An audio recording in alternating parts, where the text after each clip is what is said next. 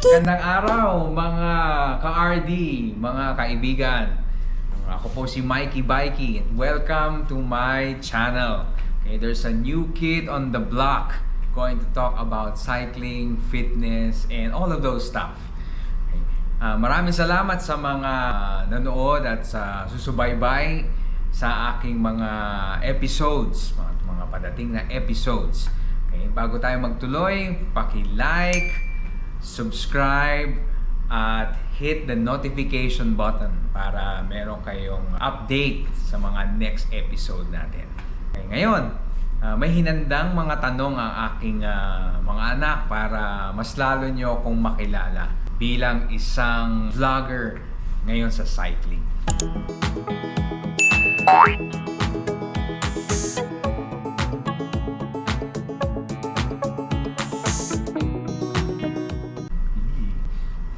So may konting brain game. Brain game. Bago mo masagot Okay. yung question. Okay, Sige. handa na ba?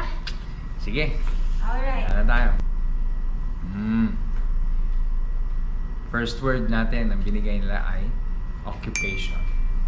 What is your occupation? Or what do you do for a living? Ako po ay isang lisensyadong physical therapist.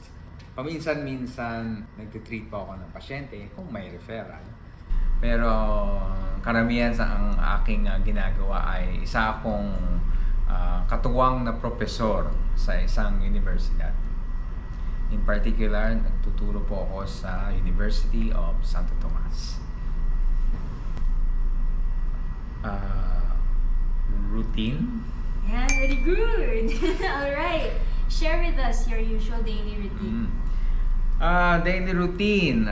So, paggising ko sa umaga, siguro it will take me mga 30 minutos bago mag-ready. Actually, magano yan eh. Maghahanda ako para mag-jogging. So, inom ako konting tubig.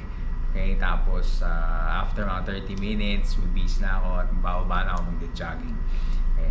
Yung jogging kasi paparelax sa akin yan. Helps keep my mind clear so that I can think well. And aside from that, it also maintains my physical fitness. Okay. Tapos, syempre, almusal with the family, then go to work. Okay. And after work, okay, go home, okay, enjoy a little bit of dinner with the family again. Then afterwards, watch a Netflix soap opera. Okay. Tapos, yun na. Then, going to bed. Yourself. Yes. Madadali yung mga jumbled words. Nakaka-nervous na. Describe yourself in 3 words. In 3 words.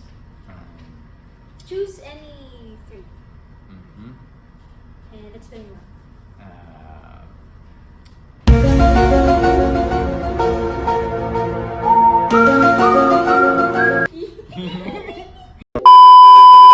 Mahirap talaga tong describe yourself in 3 words. Siguro una, athletic. Pangalawa, kind. And third, siguro dedicated. Okay. Athletic, because I make it a point na every day nag-exercise ako. I jog 5 kilometers to 10 kilometers. And then sa weekend, cycling, biking for 2-3 hours max. Kind, medyo malambot ang puso ko sa mga, syempre, mga taong kailangan ng tulong. Yan. Tapos, last, dedicated. Yeah, when I get immersed in something like work or family or exercise, I am dedicated to it. Alright. Good. Next question. Biking. Very good. Wow. So, when did you gain interest in biking and what made you try engaging yourself in this sport? Okay. Wow. Bata pa lang ako, meron na akong BMX noon. Nagbo-bike na ako noon. So, pasyal-pasyal sa mga iba't ibang subdivisions. Nasa Pasig pa kami. Syempre natigil, napunta sa lawn tennis. Then, yan, jogging na lang. Recently lang yan, nung pandemic, midway, mga August 2021, hikayat ako na aking father-in-law na bumili ng bike. So, bumili nga ako ng mountain bike. Tapos, sinasamahan ko siya, paikot-ikot sa may Batangas. Hanggat na nagustuhan ko na. Nagustuhan ko pumasyal, nagustuhan kong makakita ng iba't ibang lugar na bike lang ang dala. At nasurpresa ako na marami pala pwedeng adventure na ang biking. Ngayon, le-level up na tayo kaya tayo sasali sa Philippine Cycling Festival. Alright, next question. Wow!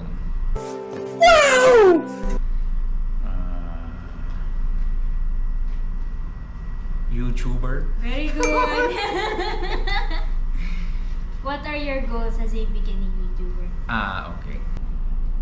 One of my advocacies is to help improve the awareness of the public of what physical therapy as a profession is, what a physical therapist does to our patients and clients to improve and enhance their quality of life. If they are injured, we can even go beyond it for prevention. Okay? Here also in this channel, we will tackle certain scenarios or situations that cyclists and bike enthusiasts encounter, such as common injuries, proper nutrition, proper training program, hydration, all of those stuff. So I hope you would be able to stay tuned. Okay, it will be an adventure, both an adventure and also a bit of an educational channel. Alright, good. Next.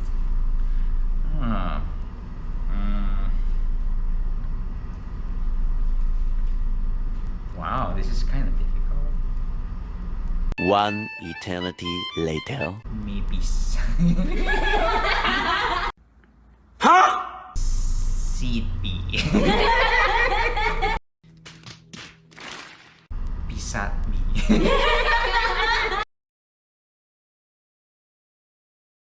Okay, Siri, what's this? Pastime. Oh my gosh, that's so difficult, huh? Okay, I know.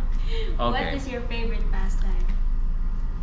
My favorite pastime is watching movies. Yeah, watching movies relaxes my mind. And then, that question was my favorite pastime. Yeah, watching movies. My second favorite pastime is biking. Yeah, I've been bitten by what we call the cycling bug. And it's so contagious.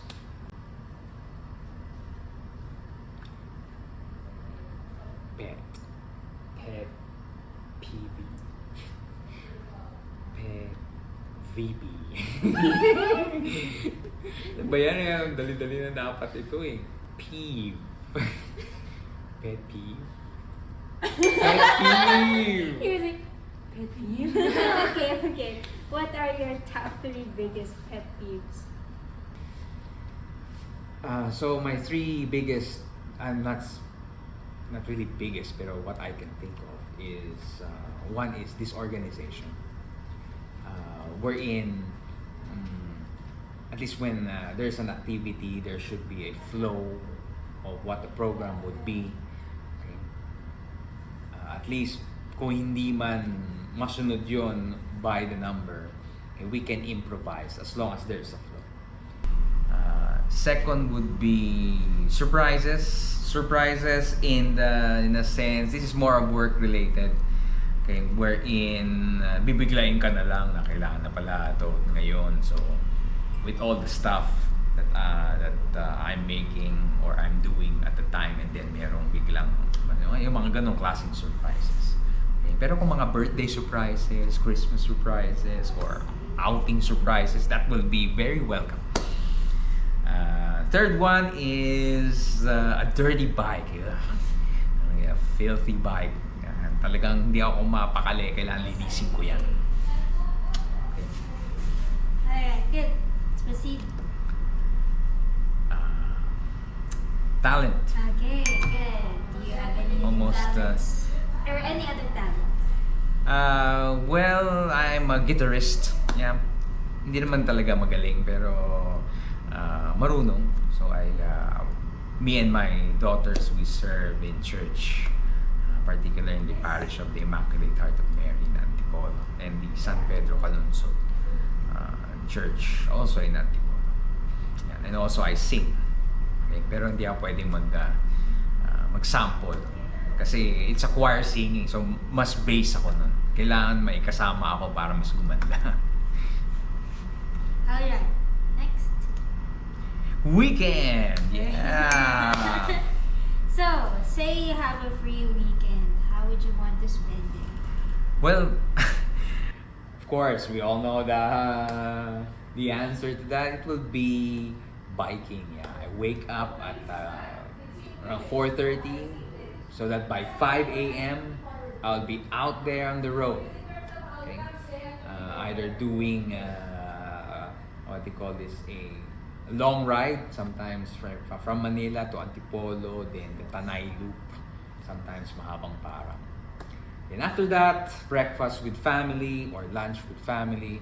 Then if we have time, maybe some movies, as in, ngayon pwede na mag-movie house eh. So, of course, we still have to observe health protocols. Pero kung may magandang movies, then movie house. And afterwards, dinner, then a little chat time with family. Alright, next question. Purchase. Very good, ang bilis What is the best purchase you have recently? Wow! Ano mo sa mga sakit natin, mga siklista, yung mga upgrade-itis eh. Medyo mahirap na sakit yan. Kasi ang gamot lang dyan ay bumili ka ng mga gusto mong i-upgrade sa bike mo. So the best purchase I made was to upgrade my mountain bike. Okay? Which I will show you in another episode, separate episode on bike check. Alright, next. Movie. What is or are your favorite go-to movies? Wow, go-to movies, mga masarap balik-balikan. Yung ba, one would be Pacific Rim. Di ba? Galing nun. Yung soundtrack pa nun, okay. Yung parang rock ang dating. Aside from the music, the soundtrack, the plot was really good. Okay. Second would be, of course, the Marvel, movies, the collection. Okay. Meron pa nga ako mga DVDs nun. Mind you, original yung mga binibili kong DVDs. Nandun sa bahay. Hindi pa nga kompleto kasi bago pa makumpleto yun, nawala na eh. Lahat nandun na sa naging online, naging Netflix na eh. Okay. Favorite go-to movies. What else would be The Last Samurai. Mm-hmm. And I guess the Jurassic Park series. Alright, okay, let's proceed to the next question. Superhero. Nice. That's crazy. The brain really works. What superpowers would you like to have if you were a superhero or main character in a film? Wow. Mm-hmm. Actually, mas gusto ko yung nabanggit ni in the movie Justice League. Nabanggit ni Batman. Tinanong siya ni Flash, okay, what are your superpowers? Isa lang sinabi ni Bruce Wayne, I'm rich. What are your superpowers again? I'm rich. Okay yun because you can purchase technologies, okay, just like Tony Stark, okay, but of course intelligence comes with it. Right?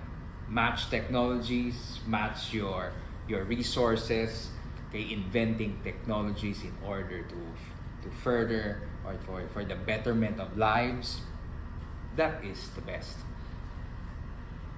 Alright, next. Embarrassing. Good. Wow. Wow. Share one embarrassing moment in your life that you won't ever forget. Ano ba yun? Nung kabataan ko pa, 8 years old, 9 years old. Nagbo-basketball ako noon. Siyempre, shoot lang ng shoot. Tapos nakita ko yung crush ko.